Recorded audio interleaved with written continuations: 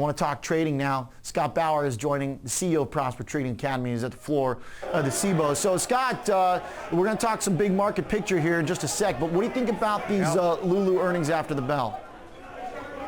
I think they're going to blow the doors off earnings, Oliver. I really do. And you look from technical, fundamental, and psychological, and I see 200 in the cards here. 200 is that nice big round number.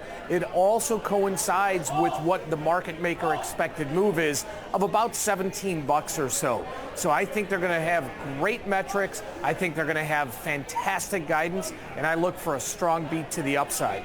All right, so how do you then want to play that, Scott? Just buying outright calls? You want to sell puts coming into this thing? What do you think the volatility dynamic of LULU sets up for an options trade? Yeah, so I'm looking at an upside diagonal call spread. So what that means, Oliver, is I'm selling a call that expires tomorrow. Okay. I'm selling the 200 strike call.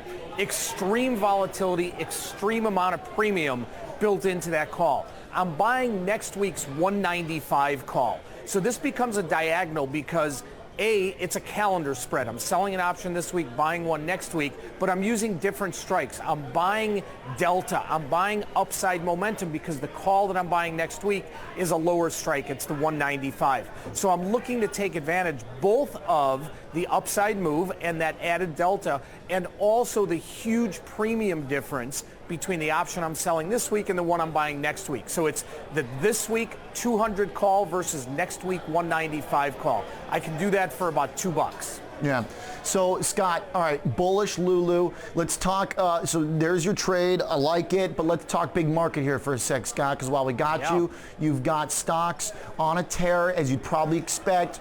Range broken, trade, headlines again. What do you think? I mean, is the market, biting the hand that keeps pulling back, the food every time we go for it? Is this the real deal? I think it's a head scratcher, honestly. We've all been talking about this range, which you just said is now broken. Is it going to hold? Most people, myself included, have been expecting that if it got through 28 or 29.50, that we were going to continue in that direction. Well, now we're above that here. Are we going to keep this, this momentum to the upside? I'm questioning that a little bit because there's still so much headline risk. Even though we got the nonsense that I believe is nonsense about U.S.-China tariff talks now set for October, there's still a lot going on here. You still have Brexit. You still have the possibility that China comes back and says, okay, maybe we're not going to meet in October. And most importantly, you have jobs number tomorrow and you have the Fed coming up shortly. Right. I think there's still a lot of risk to this marketplace. I'm not buying in yet.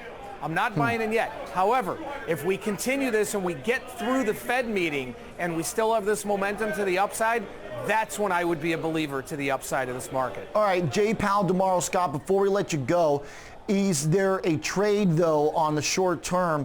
If we're breaking out higher for stocks, gold's now down 2%, so it is extending lower. Bitcoin hasn't really moved much yet, but if there's any, sign from Powell tomorrow that he's anything, but perfect dove and talking multiple cuts, is there a possibility? Hey, strange thing, Scott, the German yield is actually, positive on the 30 today. So lo and behold, if we get some hawkish commentary, is this a setup to short gold, to short BTC? Yeah, I don't know about the short BTC part. Short gold, yes. I totally agree with that. Short BTC, I think we're starting to see maybe a little bit of divergence from that safe haven trade that many people think that we've had in Bitcoin to maybe that starting to trade fundamentally on its own here. So I don't think that short Bitcoin is the play here. But if you are looking for a continued upside here, I would still look to the small caps. I'd look to like the Russell, the IWM, because even though we're up nicely today, those have lagged big time. Yeah. And if we are going to keep this rally in the overall market in place here, that's where the catch-up has to come from. Yep, and it is 2.2%. All right, Scott, thanks for playing ball with us. We got to run. We're already over time. Really good stuff. Thank you. Scott Bauer walking through the market action today.